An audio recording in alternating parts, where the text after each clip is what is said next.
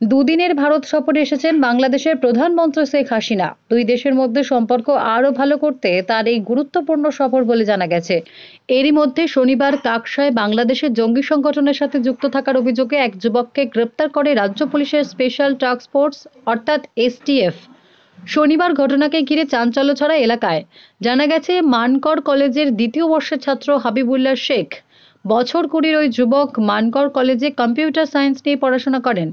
লেখাপড়ায় মেধাবী ছাত্র হিসেবে এলাকায় পরিচিত হাবিবুল্লাহ। শনিবার দুপুরে কাকসার বিড়েপাড়ার বাড়ি থেকে হাবিবুল্লাহকে গ্রেপ্তার করে এসটিএফ এর একটি দল।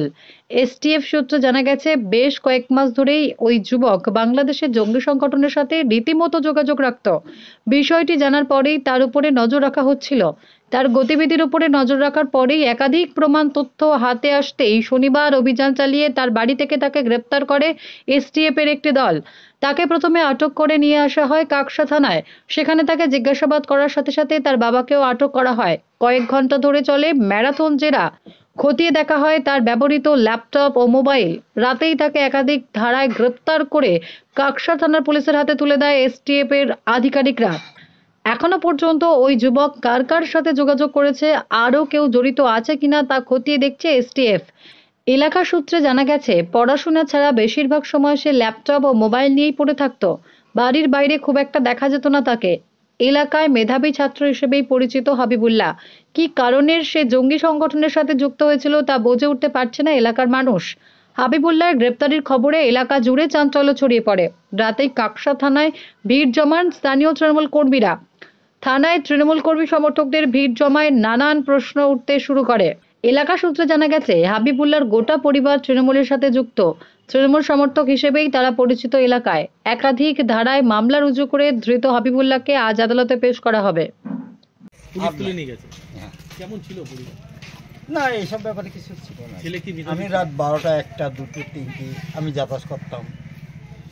ওই যে থাকবে তো লোকজন, তো ওরা আসবে, মানে বিশ্বাস করে উঠতে পারছেন না? আমার তো বিশ্বাস পাচ্ছে না। এইটুকু ছেলে, ছোট ছোট ছেলে। हम जब लेके गए हम लोग तो वहीं पर ही थे, कोई पुलिस ही कुछ नहीं बताया। कितना गाड़ी आया था? 6 था। गाड़ी आया था। उसको उठा के लिया, किस लिए उठा के लिया? वो हमको नहीं पता, हम लोगों को तो कोई कुछ नहीं बोला। कल जानकारी मिला? शांत चुपचाप आया, लेके चला गया। उसका बात कुछ सुनाई में मिला? नहीं कुछ नहीं मिला। लड़का तो पढ़ता था मानकर कॉलेज में, आसान सा होगा था, कुछ नहीं करता था, जाता था, नमाज भी पढ़ता था। व्यवहार कैसे? वैसा था, किसी का साथ नहीं मिलता था, शांत सा व्यक्ति था। দেখা বলতে আমি তো দেখছি এখান থেকে, আমার বহুত দিন থেকে এসে দেখছি, আমরা আসার পর থেকেই দেখছি। আমি তো প্রথম এখানে, তারপরে তো সব এসছে। এই ব্যাপারে আমি ঠিক জানি না। সেটাকে কিরকম কি জানতে পেরেছেন? ছেলেটাকে ভিতরেই পড়াশোনা করতো, এখন স্কুল কলেজে যখন যেত জানি না ওই ব্যাপারে। না না না, বেশি বেরোতো না। ওই শুক্রবারে মনে হয় নামাজ টামাজ পড়ার টাইমে দেখা যেত 2-1 দিন, তাছাড়া খুব একটা দেখতে পাই। কালকে কি দেখেছিলেন? কালকে আমি দেখি নাই, আমি ঘরের ভেতরে ছিলাম। ছেলেরা ওই যে 3টে গাড়ি এসে দাঁড়িয়েছে, সব বলছে। কি শুনলেন, মানে কিসের সাথে? না, আমার এমনি তো আগের কোনো ইয়ে ছিল না, এখন এইসব শুনে একটু ইয়ে লাগছে যে বলছে জঙ্গি না কি পাওয়া গেছে, এইসব বলছে, এইগুলো, তাছাড়া তো অন্য কিছুই না। Bureau report, Durnibar Bangla news. সব খবর সবার আগে পেতে আমাদের চ্যানেলটি সাবস্ক্রাইব করুন এবং পাশে থাকা বেল আইকনটিতে ক্লিক করুন। লাইক ও শেয়ার করুন।